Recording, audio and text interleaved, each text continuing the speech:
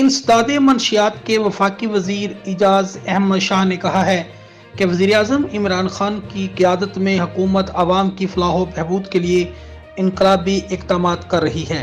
مؤثر حکومتی پالیسیوں کی وجہ سے کسانوں کے معاشی حالات میں بہت بہتری آئی ہے۔ ننکانہ صاحب میں اربوں روپے کی لاگت سے متعدد ترقیاتی منصوبوں پر کام جاری ہے۔ ساکہ ننکانہ صاحب کی تقریبات میں شرکت کے لیے بھارت سمیت دنیا بھر سے آنے والے سکھ یاتریوں کے لیے بہترین انتظامات کیے جائیں گے۔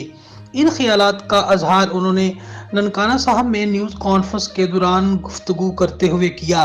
انہوں نے کہا کہ ساکہ ننکانہ صاحب کی 3 روزہ تقریبات 19 فروری سے شروع ہو رہی ہیں، جن میں بھارت سمیت دنیا بھر اور اندرون ملک سے ہزاروں سکھ یاتری شرکت کریں گے، جن کے لیے بہترین انتظامات کو یقینی بنایا جائے گا۔ اعجاز احمد شاہ نے کہا کہ ننکانہ صاحب میں صنعتی زون کے قیام سے ہزاروں نوجوانوں کو روزگار کے مواقع ملیں گے اور علاقے میں ترقی و خوشحالی کے نئے دور کا آغاز ہوگا۔ انہوں نے کہا کہ حکومت کو عوامی مشکلات کا بخوبی اندازہ ہے اور وہ مسائل کے لیے بھرپور اقدامات کر رہی ہے۔ اس سے قبل وفاقی وزیر اعجاز احمد شاہ کی زیر صدارت ضلع بھر میں جاری ترقیاتی منصوبوں کا جائزہ لینے کے لیے اجلاس منعقد ہوا۔